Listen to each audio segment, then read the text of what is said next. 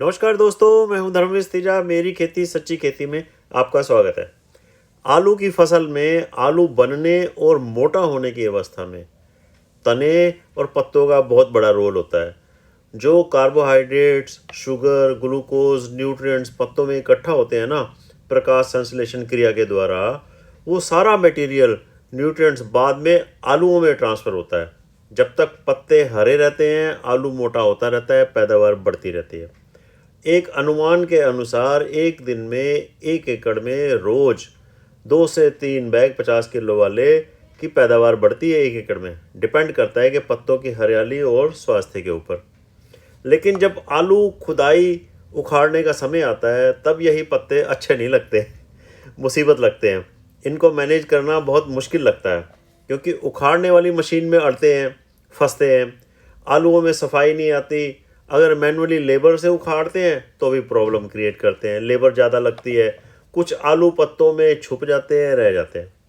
तो आज की वीडियो में इन्हीं पत्तों के मैनेजमेंट के ऊपर, इनको आलू उखाड़ने के समय कैसे मैनेज किया जाए जिससे कि सही समय पर पत्तों को काटा जाए, पैदावार बढ़ती रहे। काट कर कहाँ रखें, लेबर की कॉस्ट ज़्यादा ना बढ़े और यह पत्ते तने हमारे खेत में मिक्स भी हो जाएं, ताकि अगली फसल को भरपूर पोषण मिले। धरती में, ज़मीन में ऑर्गेनिक कार्बन बढ़ता रहे, धरती का स्वास्थ्य, ज़्यादा पैदावार देने की शक्ति बढ़ती रहे, लेकिन खर्चा कम से कम हो। कुछ किसान भाई क्या करते हैं, आलू उखाड़ने से पहले पत्ते ना फ्री में कटवा देते हैं। गांव की लेबर उनको उठा कर ले जाती है, मिक्स करके अपने पशुओं को खिलाती है। लेकिन ये पत्ते जो है ना, आलू के पत्ते पशुओं के लिए ठीक नहीं होते।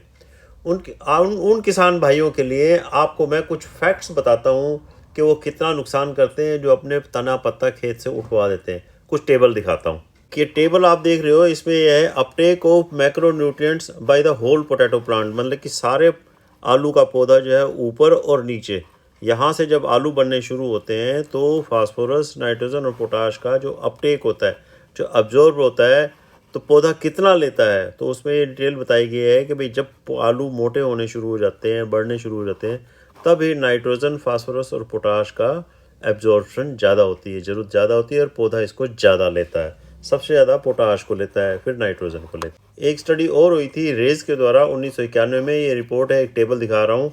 Uptake of macro and secondary nutrients by vines, मतलब कि जो तना और जो पत्ते हैं उसको वाइन्स बोलते हैं, और ट्यूबर जो नीचे आलू लगते हैं। ठीक है जी। तो इसमें ये दिखाया हुआ है, ये जो हरा रंग है, ये यहाँ पर ये वाइन्स, ये एब्जॉर्प्शन वाइन्स के द्वारा, पत्ते और तने द्वारा है। और आलूओं में जो मटेरियल गया, नाइट्रोजन जो है पत्तों में ज़्यादा बच जाता है, ऊपर आलू में कम जाता है। फास्फोरस भी जो है ना, वो वाइन्स में ज़्यादा बच जाता है।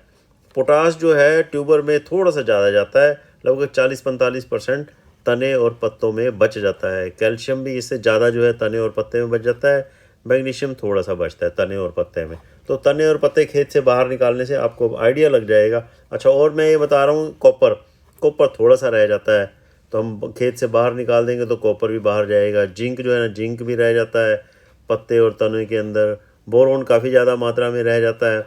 मैंगनीज भी रहता है। सबसे बड़ी बात, ये जो फेरस है ना, जो जिसको हम आयरन बोलते हैं, लोहा बोलते हैं, ये तने और पत्तों के अंदर ज़्यादा रह जाता है। खेत में मिलाने से हमें काफ़ी सारी चीज़ें मिलेंगी। के पत्ते, साथ की 2 पंक्तियों के पत्ते काटकर उनके ऊपर रखने हैं। पत्ते सारी 4 पंक्तियों के काटने हैं, बस 2 पंक्तियों को खाली रखना है और 2 पंक्तियों के ऊपर 4 पंक्तियों के पत्ते रखने हैं। कहीं दूर नहीं जाना आपको, वहीं पर आसानी से रखे जाएंगे। 1000 से लेके 1200 रुपये प्रति एकड़ में ये काम हो जाता है।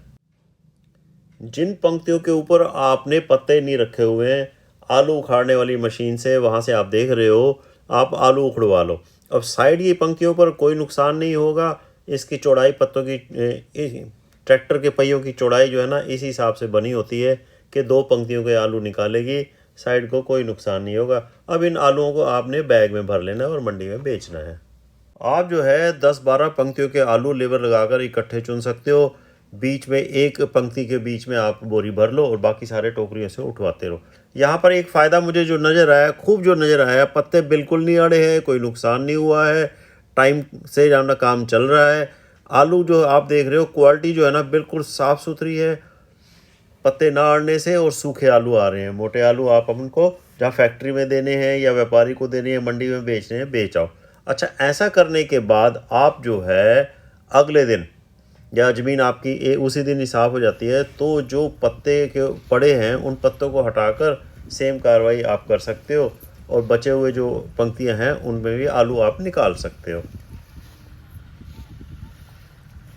ये यहाँ पर आप देख रहे हो, ये पत्ते मैं दिखा रहा हूँ जो पड़े हैं। अब इन पत्तों को हटाकर लेबर ही हटाएगी और ये खाली जो जगह है यहीं पर ही हम फेंकेंगे। फिर हम इसको सेम मशीन चलाकर फिर इनको भी हम निकाल सकते हैं। ये जो तरीका मैं आपको ये बता रहा हूँ, इस तरह है तो सिंपल, देखो जी कोई बड़ी बात नहीं है। मेन पत्तों को हमने खेत में कैसे मिक्स करना है, इस तरह आलू उखाड़ने में आपको पत्ते तंग नहीं करेंगे, ज़्यादा दूर भी नहीं रखने पड़ेंगे। पत्ते काटने का ठेका भी दिया जा सकता है। मेरे से तो 1200 रुपये का ठेका लिया लेबर ने प्रति एकड़ का। फैलाने में तो बिल्कुल समय नहीं लगता, सारा काम जो है ना साफ़ सफाई से हो रहा है। तने का रस जो है ना आलूओं को लगकर क्वालिटी भी ख़राब नहीं करेगा, मंडी में रेट भी अच्छा मिलेगा। लास्ट में जब आपने सारे खेत के आलू निकाल लिए हैं, जो पत्ते पंक्तियों में पड़े हैं उनको पूरे खेत में बिखेर दो, एक साथ बिखेर दो, कहीं पर ज़्यादा कम ना हो। अगली फसल की जब हम बिजाई करेंगे तो उसका जमाव एक साथ हो और खाद जो है ना, पत्तों की खाद सारे खेत में बराबर लगे, न्यूट्रिएंट सारे खेत को मिले और तो और अगली फसल का जमाव भी एक जैसा हो, पैदावार भरपूर मिले। ज़्यादा समय नहीं लगता, 1 घंटे में 1.5 एकड़ के जो है ना ये पत्ते बिखेरे गए थे। ठीक है जी। ये सब कार्रवाई करने के बाद फिर मैंने जो है ना पत्ते फैलाने के बाद इन पत्तों के ऊपर हल चलाया। हल चलाने से एक तो पत्ते भी मिक्स हो गए और कुछ आलू जो मिट्टी में दबे थे वो भी चुने गए, तो एक ही बारी में 2 काम हो गए। अच्छा, इस हल के बाद फिर मैंने क्या किया, मैंने गेहूं की बिजाई करनी थी। 2851 HD 2851 जो लेट वैरायटी है, और मैंने 55-56 किलो बीज डाला है। 2 दिन पहले जो है ना उसको मैंने भिगो दिया था 10-12 घंटे के लिए, फिर उसको बोरियों के अंदर दबा दिया था। थोड़े से घुंडे चल पड़े थे, जर्मिनेशन की प्रोसेस शुरू हो गई थी। उसकी बिजाई कर दी, खाद और मैंने बीज डाल दिया। उसके बाद 2 हैरो चला दी, 2 हैरो से उसको मिक्स भी कर दिया। पत्ते भी कट गए, मिट्टी में मिक्स हो गए, 1 पंथ 2 काज हो गया और मेरा काम फिनिश हो गया यहाँ पर। तो इस मकसद का, ये जो मकसद था हैरो का चलाने का, कभी कम समय में कम खर्चे में सब कुछ हो जाए। आपको मेरा प्रयास, मेरा यह तरीका पसंद आता हो तो मेरी इस वीडियो को लाइक कर दो, शेयर कर दो, सब्सक्राइब कर दो। Thank you ji.